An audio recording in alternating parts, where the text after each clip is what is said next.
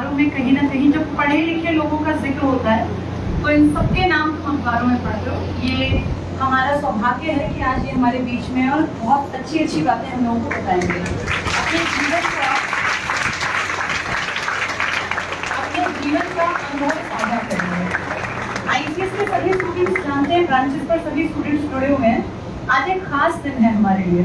दो बेहतरीन शख्सियत जिनकी पिक्चर्स आपके सामने हैं। एक ये मूंछों पर ताव देते यंग नौजवान के लिए अपने आप में रोल मॉडल हमारे चंद्रशेखर आजाद जी।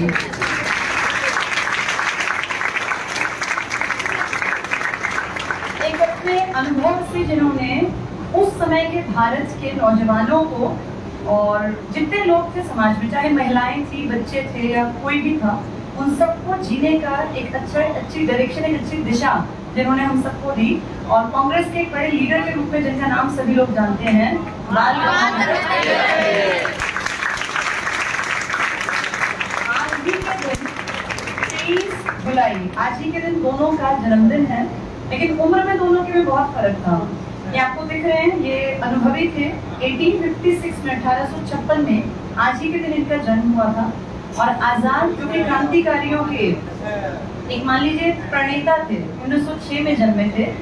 और दोनों लीडर्स का बहुत बहुत बहुत बड़ा योगदान है भारत की आजादी की यात्रा में। एक ने कांग्रेस के सहयोगी के रूप में काम किया, तो दूसरे ने कांग्रेस के पैरेलल पनप रही थी क्रांतिकारी संगठन, क्रांतिकारी संस्थाओं। उनमें सबसे बड़ा संगठन जो 1924 में बना था, जिसमें आप जानते हैं टाइम टू टाइम मैं बताती रहती हूँ HRA का कितना बड़ा योगदान था। हिंदुस्तान रिपब्लिकन एसोसिएशन, जिसके बड़े लीडर्स में राम प्रसाद बिस्मिल, अशफाक उल्लाह खान, राजेंद्र लाहिड़ी और रोशन सिंह, जिन चारों को फांसी की सजा हुई थी। और जिनमें से एक नाम रह गया था, क्योंकि जिन्होंने बचपन में ही कह दिया था कि मैं आजाद हूँ, आजाद ही रहूंगा और आजाद ही मरूंगा। वो कभी अंग्रेजों से पकड़े नहीं गए। और आप जानते हैं अल्फ्रेड पार्क में भी उनको अपनी एक गोली से शूट कर लिया, ताकि अंग्रेजों की गोली से उनका शरीर छलनी ना हो और अंग्रेज उन्हें जीते जी पकड़ ना पाए। ये थे चंद्रशेखर आजाद। आजाद ने जिस बहुत बड़े संगठन को शुरू में ज्वाइन किया, HRA का, ये मान लीजिए भारत की बदकिस्मती रही कि HRA वैसी बड़ी पार्टी, बड़ा संगठन बन नहीं पाई, क्योंकि पैसे की कमी के चलते इन लोगों को 1924 में बनाई पार्टी को, जब पैसे की जरूरत ज्यादा बड़ी आन खड़ी हुई, 25 में काकोरी में रेल जो खजाना लेकर जा रही थी, इसको इन्होंने लूटने की कोशिश की, लूट भी लिया गया था। लेकिन बाद में सारे बड़े जो लीडर्स थे HRA के, ये पकड़े गए। आजाद वहां से चले गए थे, भाग गए थे और अंग्रेजों की गिरफ्त में नहीं आए थे। इन्होंने 1-1.5-2 साल लगभग ऐसा जीवन काटा कि किसी को पता ही नहीं चला आजाद कहाँ हुए। उस टाइम भी आजाद भारत की आजादी के लिए काम कर रहे थे। और जहाँ कहीं छिप गए थे जंगलों में, एक गांव में, वहाँ गांव के लोगों को शुरू में लगा कि ये कोई इस तरह से पुजारी है, किसी उसमें चलते फिरते आ गए हैं, तो गांव के एक मंदिर में पुजारी के रूप में काम करने लगे। लेकिन कुछ समय बाद गांव के लड़कों को इन्होंने तैयार किया कि कल को ये भी क्रांति में हमारा साथ दे पाएंगे। और वहाँ गांव के लड़कों को इन्होंने शूटिंग करना सिखाया था। फिर धीरे धीरे, क्योंकि क्रांति का जो ब्लड था वो कह रहा था कि यहाँ बैठने से काम नहीं होगा, देश की स्वतंत्रता से छुटकारा दिलाना है तो काम करना पड़ेगा, इसीलिए फिर वहां से बाहर आए। और फिर इन्हें साथ मिला देश के जो सबसे बेहतरीन क्रांतिकारी थे, भगत सिंह, राजगुरु, सुखदेव, और उनके पूरे संगठन का जो एक बड़ी फॉर्म तैयार हुई थी नेशनल कॉलेज लाहौर में। वहां से पढ़ के निकले ये लड़के बेहद काबिल थे। इन्होंने दुनिया जहान को किताबों से जाना था, किताबों से पढ़ा था, और उस पढ़ाई लिखाई को ये प्रैक्टिकली अपने देश में देखना चाहते थे कि आज़ादी के लिए क्या क्या किया जाता है, क्या करना पड़ता है और कैसे देश को वास्तव में आज़ाद कहा जाएगा। तो वहाँ एक संगठन का जो पुराना जो एक कोशिश थी HRA, उसको एक नया रूप दिया था, जिनमें सबसे बड़ा नाम किसका था? भगत सिंह का। भगत सिंह के साथी रहे थे आजाद, और दोनों ने बाकी बहुत सारे अपने जैसे नौजवान लड़कों को जोड़कर HSRA एक नया संगठन में शब्द ले आए थे, ये Hindustan socialist Republican association. HRA तो पहले से था, एक नया वर्ड आ गया था HSRA, और अब नौजवान पीढ़ी के सभी लड़के चाह रहे थे कि जिनके मन में था कि देश के लिए कुछ करना है, कुछ अलग करना है, और ये जो एक चली आ रही है पुरानी रीति की, जिसमें कभी हम देख रहे थे गरम दल, कभी नरम दल, कभी उदारवादी, इनसे अलग हटके देश के लिए कुछ करना है। उस सीरीज में एक बहुत बड़ा योगदान चंद्रशेखर आजाद और भगत सिंह के बनाए इस संगठन ने, जो नई दिल्ली में जिसकी पहली बैठक हुई थी, और HSRA जिसका नया नाम था। फिर धीरे धीरे दोनों काम करते रहे, नए नए लड़कों को जोड़ते रहे, लेकिन ये संगठन भी बहुत लंबा टिक नहीं पाया। कारण 1929 में आप जानते हैं पब्लिक सेफ्टी बिल के नाम पर अंग्रेजों के काल में जो एक बिल पेश किया जा रहा था, जहां कहीं ना कहीं इन नौजवानों को लगा कि हमारे क्रांतिकारी बंधुओं को टारगेट करके ही अंग्रेजी राज में खत्म किया जाना ही उनका मूल उद्देश्य है। उस असेंबली में बम का फेंका जाना और फिर वहां जानबूझ के गिरफ्तारी देना, वो धीरे धीरे धीरे करके संगठन कहीं ना कहीं जो बहुत उभरना चाहिए था उसके लीडर्स पकड़े जाने लग गए। और फाइनली आते आते 1931 में चंद्रशेखर आजाद 27 फरवरी 1931 को अल्फ्रेड पार्क में जब चारों तरफ से अंग्रेजी सेना ने घेर लिया, तो इन्होंने कोशिश तो की थी बचने की, लेकिन क्योंकि इकलौते थे, अकेले थे लड़ने वाले, वहां पूरी फौज आ गई थी, तो वहां से भागना और बचना संभव नहीं था। जब तक रहे, जब तक गोलियां रही इनके पास, तब तक ये लड़ाई करते रहे। पर फाइनली जब देखा कि बात नहीं बनेगी, तो अंतिम गोली से अपने आप को इन्होंने शूट कर लिया। अगर तिलक जी की बात करें तो तिलक जी का बहुत बड़ा योगदान कांग्रेस में था। तिलक की विचारधारा एक टाइम पर कांग्रेस से अलग भी हुई थी। जब बंगाल विभाजन हुआ 1905 में, 1906 में जब अंग्रेजों ने बहुत चालाकी से मुस्लिम लीग का गठन करवा दिया, ये कहके कि कांग्रेस तो महज हिंदुओं की संस्था बनकर रह गई है।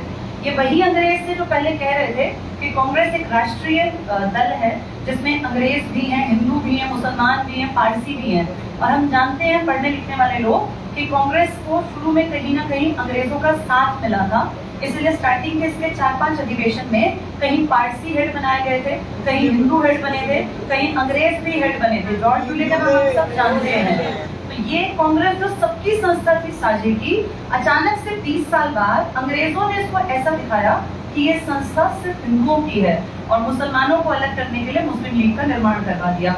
उस बीच में कहीं ना कहीं क्लैश हुआ था कांग्रेस की विचारधारा के साथ अपने बहुत बड़े लीडर बाल गंगाधर तिलक जी का, और वहां जाके 1907 में फिर 2 दलों में विभाजित हुई थी कांग्रेस। आप सब जानते हैं गरम दल और नरम दल। गरम दल के बड़े लीडर्स में तिकड़ी का काम था लाला लाजपत राय। कहते हैं लाला लाजपत राय की कर्म भूमि में आज हम बैठे हैं, क्योंकि लाला लाजपत राय ने काम किया था हरियाणा में रहकर। हिसार हमारी वो पवित्र भूमि है जो कर्म भूमि बनाई थी हमारे इतने बड़े लीडर ने। लाला लाजपत राय जी हरियाणा के अलावा देश में तो क्या काम कर ही रहे थे। बाल गंगाधर तिलक महाराष्ट्र में, गुजरात की बेल्ट में ज्यादा काम किया, पर इनको नेशनल लीडर माना जाता है। दोनों का बहुत बड़ा योगदान था। दोनों में से इनका तो बहुत बड़ा योगदान इसलिए भी था क्योंकि इन्होंने एक टीचर के रूप में काम किया, और ये बहुत बड़ी बात है। इन्होंने अपने टाइम पर, जब ये महज 24-25 साल के थे, उस टाइम पर इन्होंने कॉलेज में पढ़ाना स्टार्ट कर दिया था। पढ़ने की उम्र में पढ़ाने लग गए थे, और इनका क्लैश हुआ था अपने प्रिंसिपल के साथ। प्राइवेट कॉलेज में पढ़ा रहे थे, क्लैश किस बात को लेकर था? प्रिंसिपल चाहता था ये रटी रटाई शिक्षा बच्चों तक पहुंचाएं, वही जो अंग्रेज चाहते थे। लेकिन ये चाहते थे कि मेरे पढ़ाए बच्चों का मैथ्स, रीजनिंग, तर्क शक्ति, इनकी हिस्ट्री, इनको इकोनॉमिक्स की बहुत अच्छी समझ हो, और जिनको मैं पढ़ाऊं वो रटंतु तोते ना बने, वो एक ऐसी पीढ़ी बने जिसमें सोचने समझने की क्षमता हो, जो रैशनल हो अपनी थिंकिंग में, जो सिर्फ इसलिए किसी की बात पर विश्वास ना कर ले क्योंकि सदियों से ऐसा सुनते रहे हैं। ये बातें इनकी कहीं ना कहीं प्रिंसिपल्स को और टीचर्स को करने लगी, और इसलिए इनका वो कॉलेज छूट गया। लेकिन कॉलेज छूटा था, इन्होंने एक संस्था बनाई, सोसाइटी बनाई, डेक्कन एजुकेशन सोसाइटी, जिसने आगे जाके फर्ग्यूसन कॉलेज को बनाने में बहुत बड़ा रोल प्ले किया। और आप जानते हैं इंडिया की हिस्ट्री में एजुकेशन जब पढ़ाई जाती है, फर्ग्यूसन कॉलेज का एक बहुत बड़ा नाम है, और वहाँ पढ़ने वाले लोगों ने बेहतरीन काम किया है भारत में। तो ऐसे लोगों का जन्मदिन है, एक खास दिन है, और मैं तो रोज बोलती रहती हूँ। आज हमारे बीच में अनुभव से भरे हुए लोग बैठे हैं, और इन लोगों से जितना सुन सकेंगे उतना हमारे लिए बहुत फायदेमंद होगा। एक एक करके सबको बुलाते हैं और इनके विचारों को जानते हैं। तो सबसे पहले हमारे बीच में आप फिर बता दीजिए।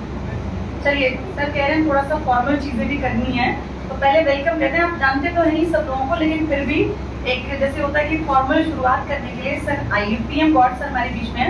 परिमल सर इनको फूल देकर, गुच्छ देकर सम्मानित करेंगे, पुष्प गुच्छ। पीएम गॉड सर साहित्य में एक बहुत बड़ा नाम है, और जिस 19 का तुम नाम करते हो ना, सर निदेशक रहे हैं।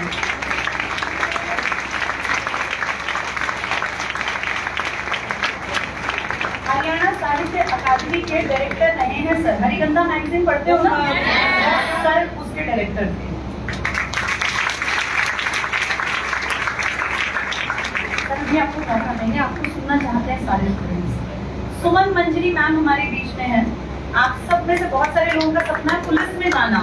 सुमन मंजरी मैम बहुत बड़े रैंक से रिटायर हुई हैं, टीएसपी डायरेक्ट भर्ती हुई थी हरियाणा पुलिस में।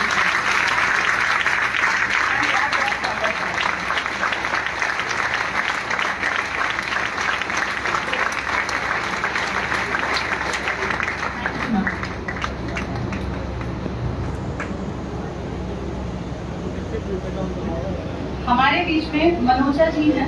अखबारों में रोज नाम आता रहता है, कुछ ना कुछ समाज सेवा में जब भी नाम आता है तो मनोजा जी का नाम अखबारों की सुर्खियों में छाया रहता है।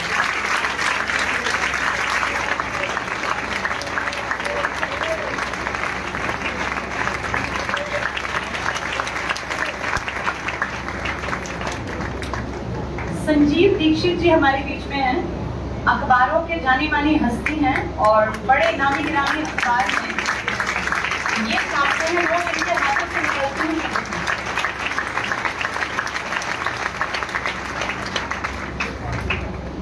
सुभाष सिसोदिया जी हमारे बीच में किसी परिचय के मोहताज नहीं है। हरियाणा में स्टेज संभालने में सबसे बड़े नामों में सुभाष सर का और भूमिका शर्मा का नाम आता है।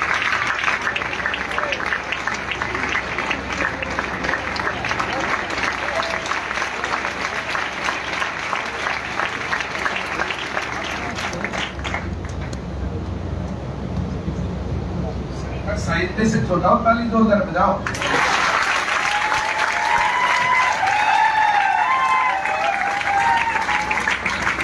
जितेंद्र पूरा जी हमारे बीच में है, दैनिक भास्कर ग्रुप से।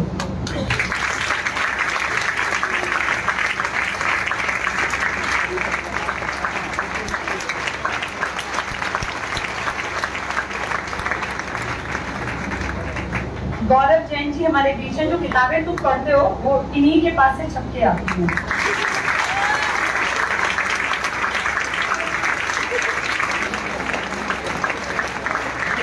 आज सरकार की टक्कर का कोई भूल गया।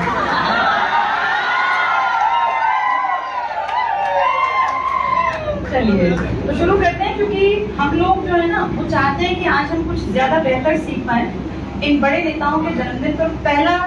सबसे पहले मैं आपको पीएम गॉड सर हमारे बीच में है, डॉक्टर पीएम गॉड सर के बारे में थोड़ा सा बता देती हूँ, क्योंकि अपने मुंह से वो बताएंगे नहीं कि उनकी कितनी बड़ी उपलब्धियां हैं। ये हमारी जिम्मेदारी है कि हम जाने कि जिनको हम सुनेंगे उन्होंने पहले कितना कुछ अचीव कर रखा है। सर सलाहकार रहे हैं पंडित दीनदयाल उपाध्याय और डॉक्टर मंगल सेन फोर्थ में एमडीयू रोहतक में। सर पहले सुन लीजिए, तालियां एक साथ बाद में बजा दीजिएगा। सर प्राचार्य रहे हैं डीएवी कॉलेज करनाल में। सर प्रोफेसर रहे हैं, अध्यक्ष रहे हैं एसआरएम यूनिवर्सिटी सोनीपत में हिंदी विभाग में। सर संगठन के सलाहकार रहे हैं अखिल भारतीय साहित्य परिषद में। और सर निदेशक रहे हैं हरियाणा साहित्य अकादमी के। सर ने कई सारे